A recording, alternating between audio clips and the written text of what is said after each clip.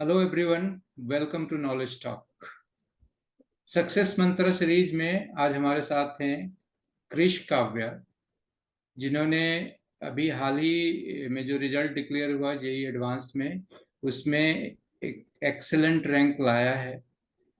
Not only this, ये JEE main में भी इनका रैंक बहुत ही अच्छा था। 12th के बोर्ड एग्जाम में भी इनका रिजल्ट अच्छा था और 10th का भी रिजल्ट अच्छा था। जनरली ये होता नहीं है। अगर बच्चे बोर्ड में अच्छा करते हैं, उसमें ट्रैप हो जाते हैं, तो जेई का रिजल्ट उनका अफेक्टेड होता है। और जेई में अगर अधिक फोकस्ड हो जाते हैं तो बोर्ड का रिजल्ट कहीं ना कहीं कॉम्प्रोमाइज हो जाता है। तो आपने कंसिस्टेंटली अच्छा परफॉर्म किया है, whether it is 10th board, 12th board, JEE main, JEE advance. तो सबसे पहले तो many many congratulation Krish for your great success. और आप ये थैंक यू बताइए सो मच सर। देखने वाले को कि आपने ये चीज कैसे किया, ये सक्सेस आपको कैसे सर, मिली, ये इतना कंसिस्टेंटली आपने हर एक एग्जाम में अच्छा कैसे किया। हर एग्जाम का जो माइनर पॉइंट होता है वो यही होता है कि वो हमारे बेसिक नॉलेज से टेस्ट करता है कि हम अपने सिलेबस के बेसिक स्किल्स को कितना अच्छे से जानते हैं।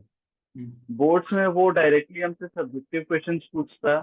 मेंस में उन्हीं बेसिक्स पे थोड़ा लो लेवल क्वेश्चन पूछता है और एडवांस दो तीन बेसिक कॉन्सेप्ट्स को मिला के पूछता है। तो जब तक हम लोगों को नॉलेज है पूरी तरह और हम लोग हर टॉपिक के बिल्डिंग ब्लॉक्स को जानते हैं, तो सारे एग्जाम्स में इक्वली अच्छा करना बहुत टफ टास्क नहीं होता।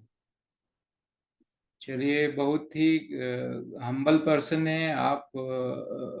क्रेडिट अपने आप को देने की वजह से इसको काफी जनरलाइज कर दिया।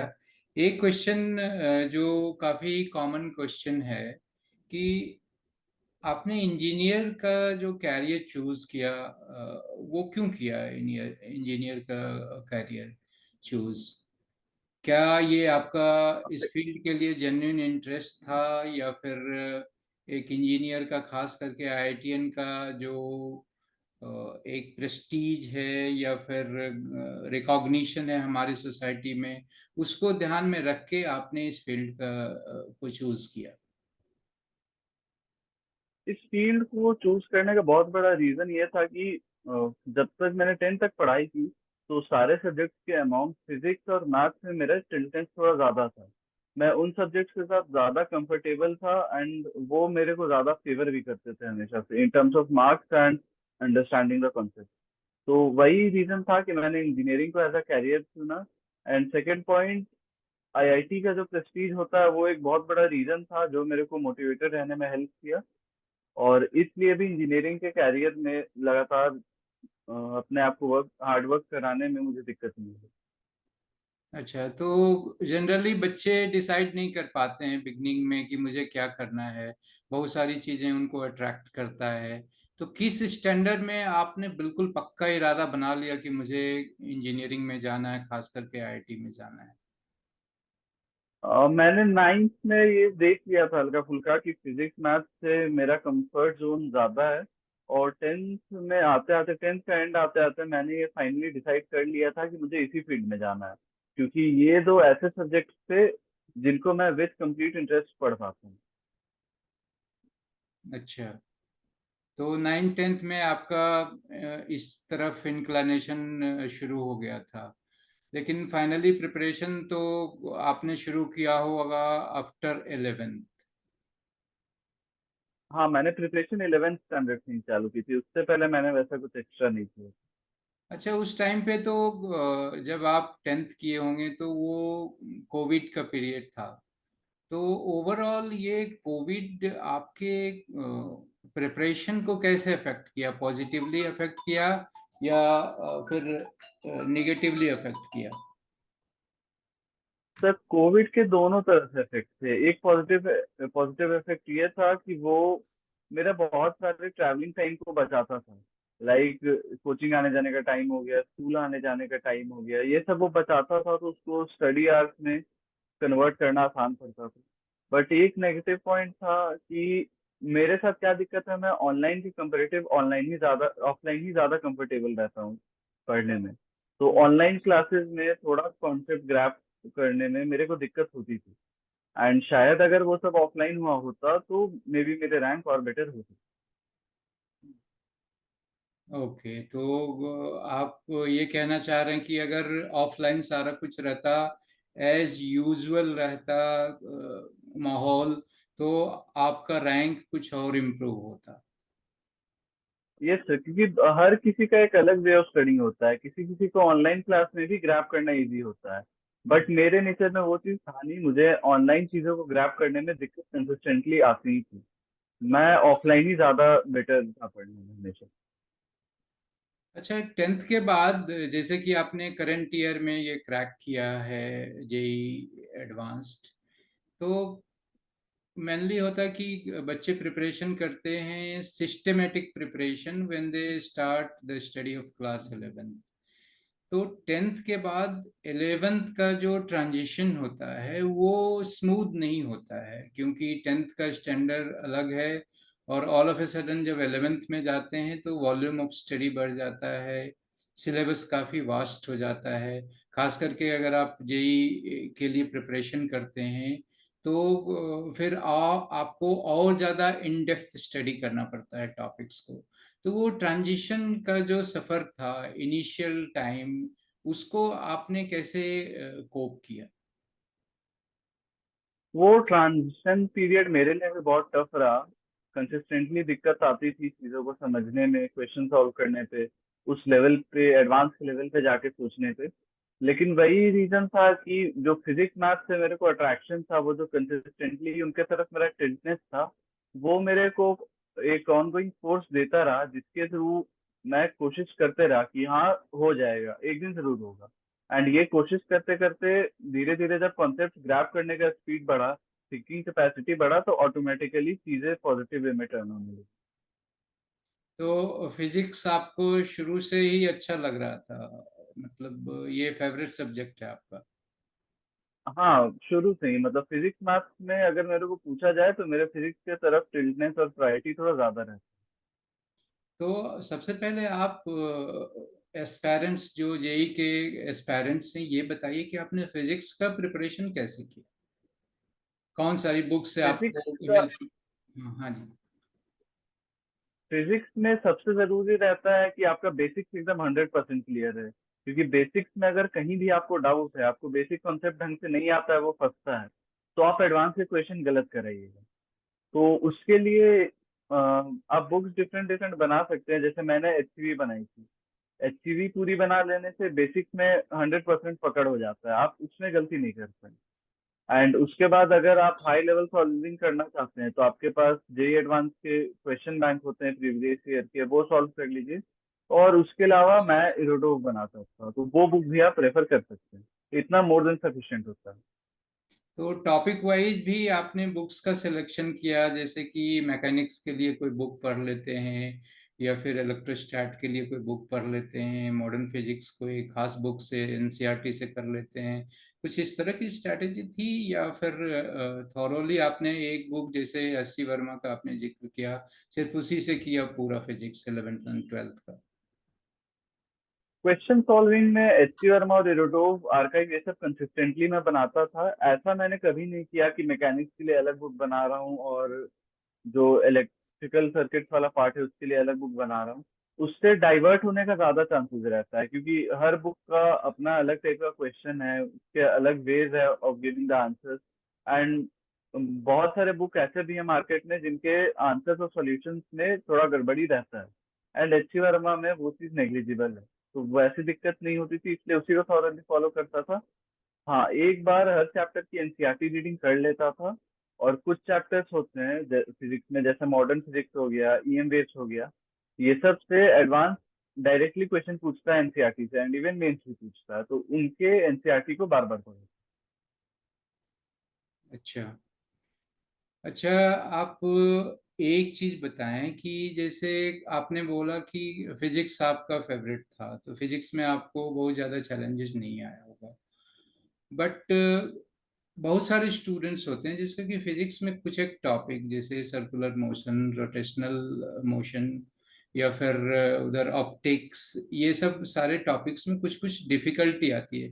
तो आपके साथ भी कभी ऐसा है कि फिजिक्स के किसी खास टॉपिक में कुछ डिफिकल्टी आई, या फिर एकदम स्मूथ था थ्रू आउट आपके इंटरेस्ट की वजह से? फिजिक्स में पूरे 11th 12th में एक ही टॉपिक था जिसमें मेरे को दिक्कत थी, वो काइनेमेटिक्स था। मोस्ट ऑफ द एस्पिरेंट्स को लगता है कि काइनेमेटिक्स दिक्कत करने वाला चैप्टर नहीं है, बट कुछ लोगों के साथ ये होता है कि वो उस चैप्टर में कॉन्फिडेंस नहीं गेन कर पाते हैं। ऐसा नहीं था कि मुझे उसके क्वेश्चंस बनाने नहीं आता था या कॉन्सेप्ट्स मैं नहीं जानता था, मेरे मन में एक डर रहता था कि वो चैप्टर मेरे से नहीं बनेगा। तो वो डर हटाना बहुत जरूरी है, क्योंकि वो आपको आते हुए भी क्वेश्चंस बनाने से रोकता है। तो उस डर को हटाने के लिए मैंने क्वेश्चंस थोड़े ज्यादा प्रैक्टिस किए थे उस टॉपिक पे, जिससे धीरे धीरे विद टाइम मुझे अपने ऊपर कॉन्फिडेंस आते गया कि हाँ मैं ये चैप्टर भी अच्छे से कर सकता हूँ। एंड धीरे धीरे वो चैप्टर भी स्मूथ हो गया। अच्छा, अब हम लोग आते हैं केमिस्ट्री पे। तो केमिस्ट्री में जैसे तीन सेक्शन होता है, फिजिकल, इनऑर्गेनिक और ऑर्गेनिक। अगर हम उसको प्रेफरेंस के टर्म में दें तो कौन सा ऐसा पोर्शन है जो आपको लगता है कि ज़्यादा इम्पोर्टेंट है रिलेटिवली, या फिर कम इम्पोर्टेंट है? ऐसा कुछ है या फिर तीनों का इक्वल इम्पोर्टेंस है? इम्पोर्टेंस का आप डायरेक्टली कुछ कह नहीं सकते, हर साल के पेपर में हर सेक्शन का वेटेज अलग अलग रहता है। हाँ ये है कि केमिस्ट्री सबसे ज्यादा स्कोरिंग रहता है तीनों सब्जेक्ट में एग्जाम में। जेई एडवांस में अगर आपके पास कोई रिलायबल सब्जेक्ट है जिससे ये गारंटी है कि आपको नंबर मिलेगा, तो वो केमिस्ट्री ही है। हाँ ये आप कह सकते हैं कि इनऑर्गेनिक ऐसा टॉपिक है कि ढंग से किया हुआ है अगर आपका, तो कम टाइम में आपको ऑलमोस्ट सारे मार्क्स दे जाएगा। तो इसीलिए, और इनऑर्गेनिक ज्यादा टफ नहीं है, इनऑर्गेनिक में एडवांस हमेशा एनसीईआरटी से नहीं पूछता है, वो उससे बाहर पूछेगा नहीं। तो अगर आप इनऑर्गेनिक के एनसीईआरटी के सारे रिएक्शन सारे स्टेटमेंट अच्छे से याद रख ले, तो वो आपके लिए बहुत ज्यादा हेल्पफुल है, उससे फिर इनऑर्गेनिक कभी नहीं छूटेगा एग्जाम में। अच्छा, तो इनऑर्गेनिक जनरली थोड़ा सा बोरिंग लगता है, खास के जेई के स्टूडेंट्स के लिए। इनफैक्ट मैंने बहुत सारे बच्चों से इंटरेक्शन के बाद ये देखा कि इन जनरल बच्चे केमिस्ट्री को लाइटली लेते हैं, जेई वाले बच्चे। खास करके इनऑर्गेनिक में तो बिल्कुल ही इंटरेस्ट नहीं आता है, ये उनको काफी बोरिंग लगता है, क्योंकि बहुत सारा फैक्ट्स है जिसको मगअप करना पड़ता है। तो आपने उसको कैसे डील किया? सबसे पहले तो मतलब ये सबका ही गलती होता है कि वो केमिस्ट्री से थोड़ा भागते हैं, ये बहुत मेजर ब्लंडर होता है, क्योंकि आप केमिस्ट्री से भाग के एक तरह से अपने एग्जाम्स के नंबर खुद ही कम कर रहे हैं, क्योंकि वो आपका सबसे रिलायबल सब्जेक्ट है। दूसरी चीज, सबका याद करने का तरीका अलग होता है। कुछ लोग ये भी बोलते हैं कि हम निमोनिक्स बना लेंगे, शॉर्टकट्स ले लेंगे, तो ठीक है वो कुछ एक्सटेंट तक आपको हेल्प करेगा, बट आप बहुत ज्यादा उस पर भी रिलाय नहीं कर सकते हैं। मेजरली आपको बुक याद करना पड़ेगा, उसके लिए इंटरेस्ट जगाना आपका सेल्फ रिस्पॉन्सिबिलिटी, सेल्फ डिसिप्लिन है। हाँ सबके याद करने का तरीका अलग होता है, किसी को रीडिंग में ही याद हो जाता है, कुछ लोगों को लिखना पड़ता है। जैसे मेरे साथ क्या था, मुझे इनिशियली रीडिंग करने से याद नहीं हो रहा था, तो मैंने रीडिंग के साथ साथ रिएक्शंस को, स्टेटमेंट्स को लिखना चालू किया। 2 3 बार लिखा, 4 बार लिखा, करते करते एक बार जब सब कुछ याद होने लगा, तो फिर रीडिंग से हर चीज रिफ्रेश हो जाता था और उससे अपने दिक्कत सॉर्ट आउट होने लगी।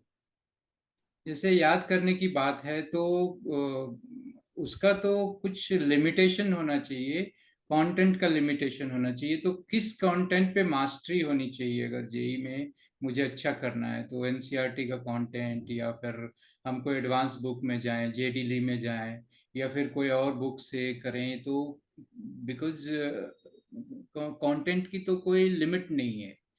तो आपने क्या किया कि आप क्या सजेस्ट करना चाहिए कि ये चलो इतना सारा अगर कर लेते हैं इनऑर्गेनिक में तो that is more than sufficient for JEE? आप इनऑर्गेनिक एनसीईआरटी अच्छे से कर लीजिए, वो मोर देन इनफ है। अगर एडवांस बाहर से भी बाहर से पूछेगा भी, तो ज्यादा से ज्यादा वो एक क्वेश्चन पूछेगा।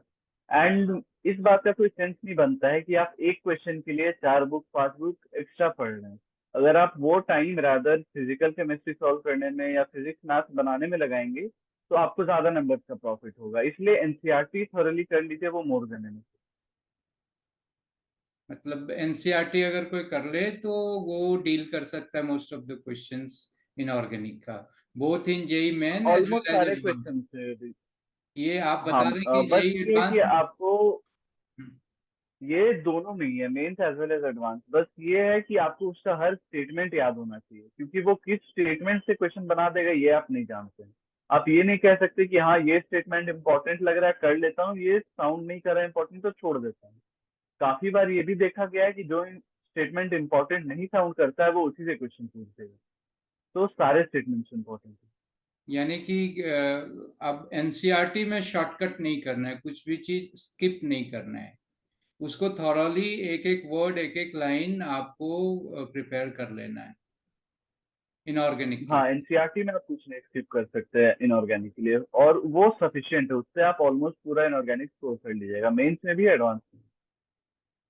और ऑर्गेनिक आपने कैसे प्रिपरेशन किया, खास करके रिएक्शन मैकेनिज्म की जहाँ तक बात है, तो वो तो कॉन्सेप्चुअल होता है थोड़ा सा, तो फिर वो कैसे आपने प्रिपेयर किया, किस बुक से आपको हेल्प मिली उसमें? ऑर्गेनिक में मैंने मेजरली जितने भी इंपॉर्टेंट रिएक्शन थे उनको बार बार लिखा। मैं मैकेनिज्म बार बार लिखता था, कभी देख के कभी बिना देखे। मैं अपने माइंड में रिकॉल करते रहता था कि हाँ इस रिएक्शन में ये होता है, इसमें ये होता है। एंड जहाँ तक प्रैक्टिस की बात है तो उसके लिए आर्काइव मैंने पूरी बनाई थी। जो टॉपिक मेरे ऑर्गेनिक के कमजोर थे उसकी आर्काइव इवन मैंने दो दो बार भी बना रखी है। और एम एस चौहान बहुत अच्छी बुक है उसके लिए। आप एम एस चौहान थॉरली बना लीजिए तो वो आपको बहुत हेल्प कर देगा, वो आपके कॉन्सेप्ट और कॉन्फिडेंस को इतना स्ट्रेंथन कर देगा कि काफी बार जो दिक्कत आती है कि बच्चे आंसर मार्क करने में डर रहे हैं, तो वो डर हट जाता है।